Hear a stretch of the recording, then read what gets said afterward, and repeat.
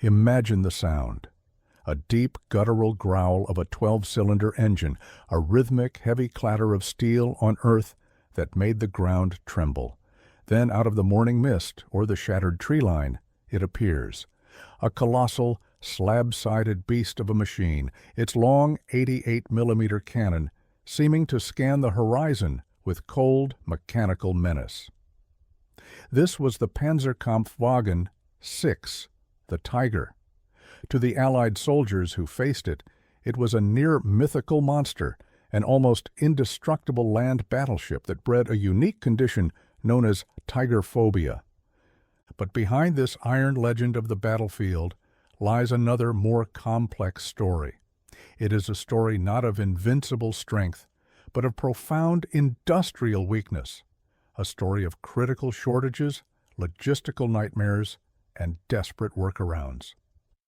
The story of the Tiger tank's production is, in many ways, the story of the entire German war effort in microcosm, a tale of breathtaking technological ambition constantly undermined by the grim realities of a nation stretched to its absolute breaking point. For history buffs who seek to understand the why behind the war, the factory floor where the Tiger was born is as crucial a battlefield as Kursk or Normandy. The genesis of the Tiger tank began with a shock. In 1941, during Operation Barbarossa, German panzer crews, confident in their superior technology, came face-to-face with the Soviet T-34 and KV-1 tanks. These were machines that could, in some cases, shrug off direct hits from German anti-tank guns. The myth of German armored supremacy was shattered. An enraged and determined Adolf Hitler demanded a super tank, a heavy breakthrough vehicle that could dominate any opponent. The requirements were simple in their ambition. It must mount the fearsome 88mm gun, and its armor must be thick enough to be impervious to existing anti-tank weaponry. This top-down demand set the stage for the Tiger's first and most fundamental production problem, its design philosophy. It was not designed for mass production. It was designed to be a wonder weapon. The contract was primarily contested between two firms, Porsche and Henschel. While the Porsche design was technologically radical, featuring a complex gasoline-electric drive, it was the more conventional, if still monstrously complex, Henschel design that was ultimately chosen for production as the Tiger WWII.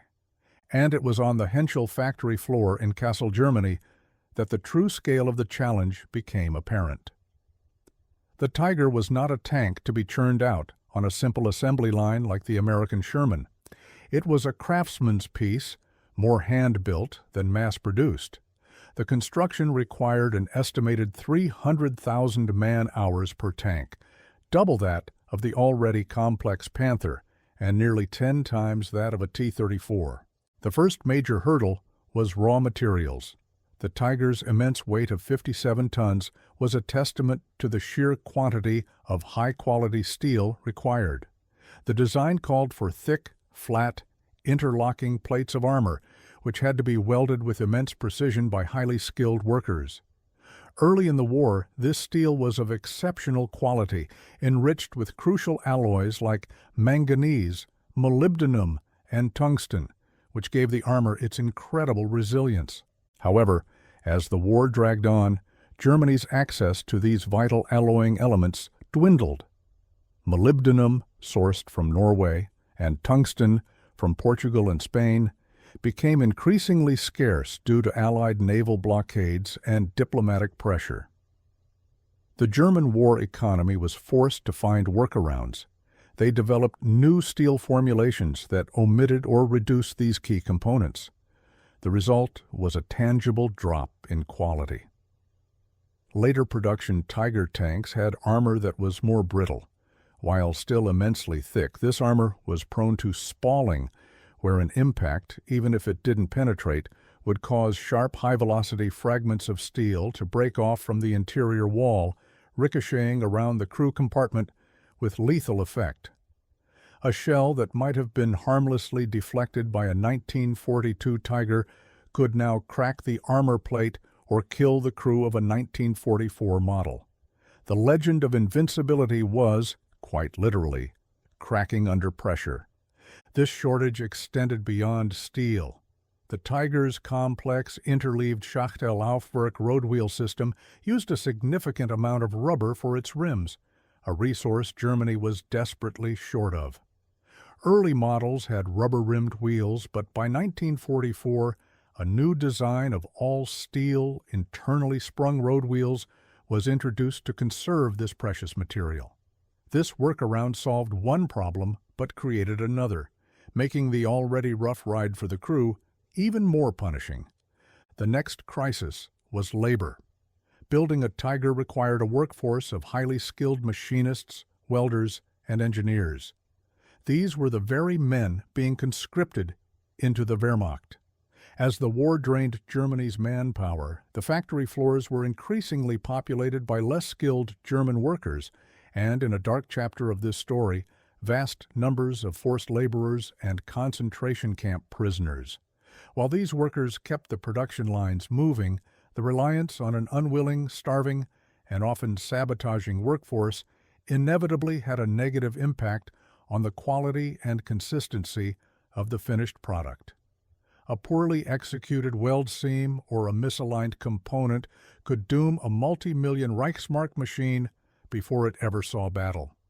Enter Albert Speer, Hitler's Minister of Armaments and War Production. In 1942, Speer began a process of rationalizing German industry, what would later be hailed as the armaments miracle. For the Tiger tank, this meant concentrating production almost exclusively at the Henschel plant in Kassel.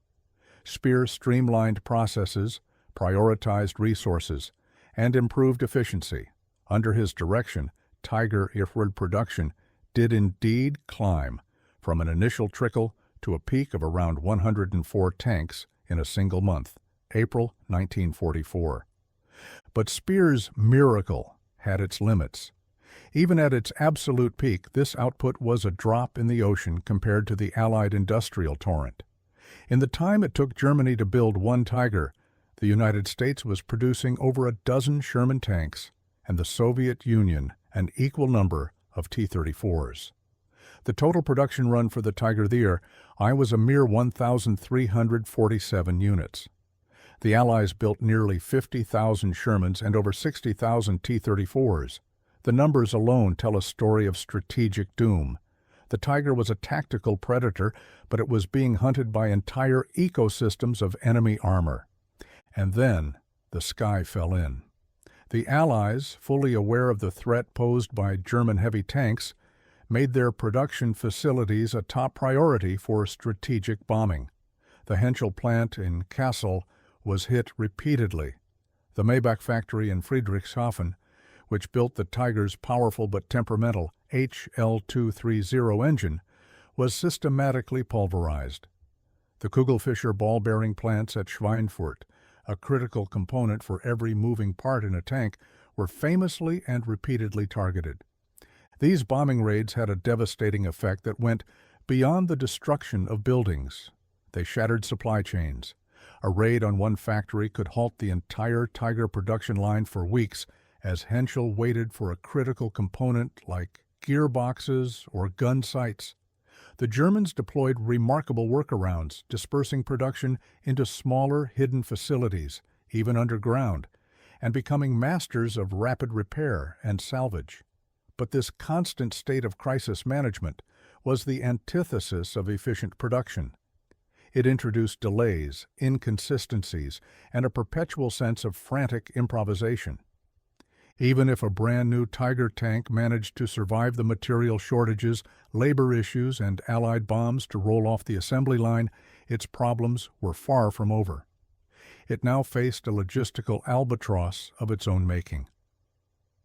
At 57 tons, the Tiger was too heavy for most European bridges.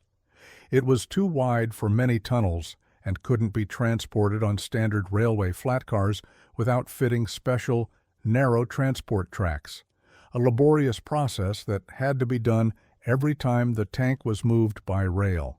Special heavy-duty rail cars were needed, and these were always in short supply.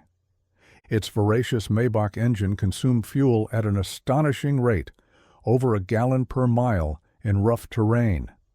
For Germany's fuel-starved military, fielding a Tiger division was like trying to maintain a fleet of super yachts in a world without oil. And then there was the maintenance.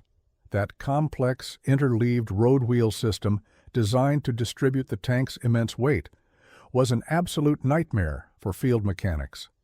To change a single damaged inner road wheel, a maintenance crew would first have to remove up to 5 outer wheels. On the frozen, muddy Eastern Front, this task could take an entire day, leaving the tank a sitting duck. The engine and transmission were so complex and tightly packed that major repairs often required the entire turret to be lifted off by a heavy gantry crane, a piece of equipment that was itself a high-priority target.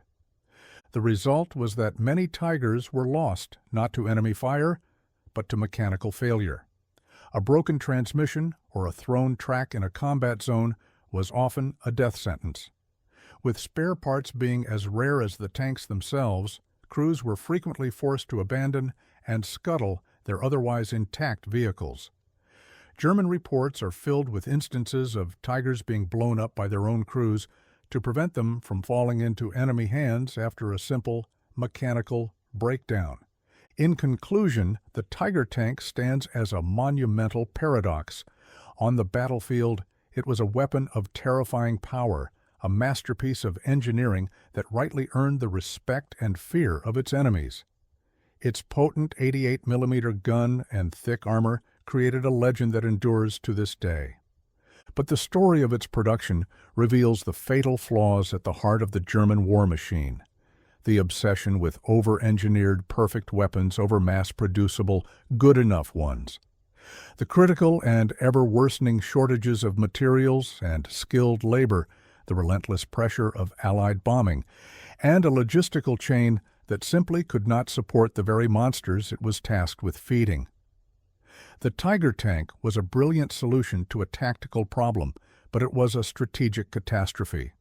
It consumed a disproportionate amount of Germany's dwindling resources for a weapon that could never be produced in numbers sufficient to change the outcome of the war. It was a steel giant with feet of clay, a flawed masterpiece whose very creation helped hasten the downfall of the regime it was built to defend.